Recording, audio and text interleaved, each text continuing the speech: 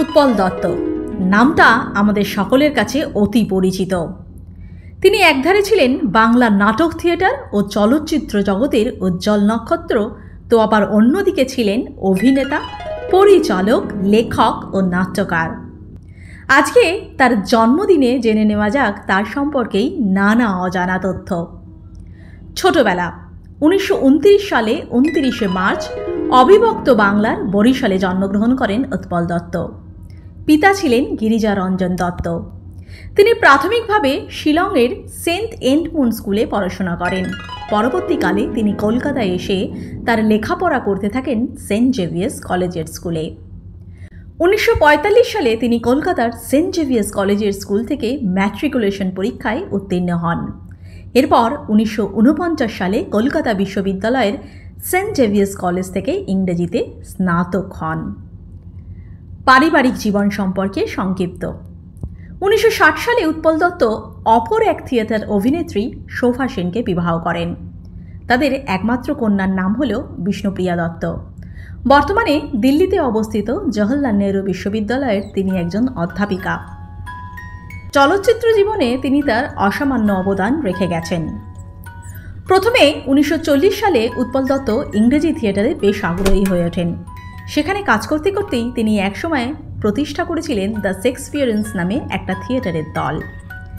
এই থিয়েটার গ্রুপের প্রথম কাজ ছিল রিচার্ড তৃতীয়। সেখানে উৎপল দত্ত রাজার ভূমিকায় অভিনয় করেন, আর সেই অভিনয় ভীষণভাবে সাড়া ফেলে নানা জায়গায়। গ্রুপটি ক্রমে ঠিক করে শুধুমাত্র ইংরেজি নয়, তারা বাংলা নাটকও মঞ্চস্থ করবে। উৎপল দত্ত গণনাট্য আন্দোলনের একজন সক্রিয় কর্মী ছিলেন। তিনি একসময় কলকাতা সাউথ পয়েন্ট স্কুলের ইংরেজি অধ্যাপক ছিলেন, যা কিন্তু অনেকেই জানেন না। চলুন এবার জেনে নিই তার অভিনীত নানা চলচ্চিত্র সমূহ।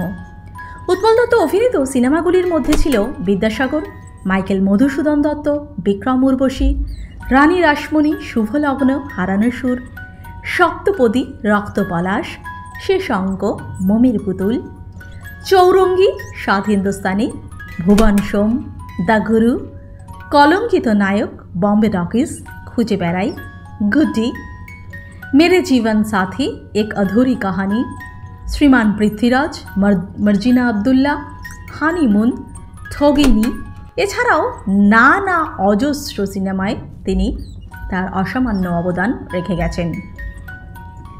এবার আসবো তার রাজনৈতিক জীবন সম্পর্কে। উৎপল দত্ত কিন্তু রাজনৈতিকভাবে ছিলেন মার্ক্সবাদী চিন্তাধারার। তিনি ভারতীয় কমিউনিস্ট মার্ক্সবাদী পার্টির একজন সক্রিয় সদস্য ছিল বলে জানা যায়। তার বামপন্থী চিন্তাধারার বিকাশ ঘটতে থাকে থিয়েটারের মঞ্চে। সমসাময়িক সামাজিক ঘটনাবলী নিয়ে তিনি বিভিন্ন নাটক মঞ্চস্থ করেছিলেন।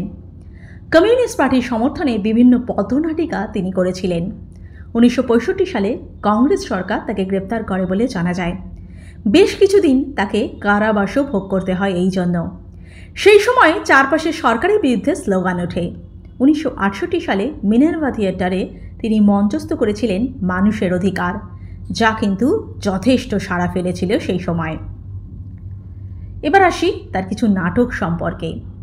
উৎপল দত্ত রচিত নাটকগুলি হল মীর কাসিম, টিনের তরোয়ার, ফেরারি ফৌজ, বণিকের রাজদণ্ড, ব্যারিকেড, ছায়ানট, কঙ্গর কারাগারে, কল্লোল, অঙ্গার, আজকের শাহজাহান, লোহার ভীম, মানুষের অধিকার, এবার রাজার পালা, দাঁড়াও পথিক বর। চলুন ছোট্ট করে তার পুরস্কার সম্পর্কেও জেনে নিই। উৎপল দত্ত 1990 সালে সঙ্গীত নাটক একাডেমি ফেলোশিপ পান থিয়েটার জগতে তার অসামান্য অবদানের জন্য।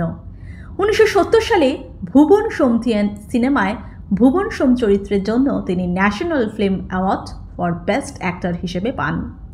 কৌতুক চরিত্রে অভিনেতার জন্য তিনি 1980, 1982 এবং 1987 সালে ফিল্মফেয়ার ফর বেস্ট কমেডিয়ান বিভাগে বিজয়ী হন।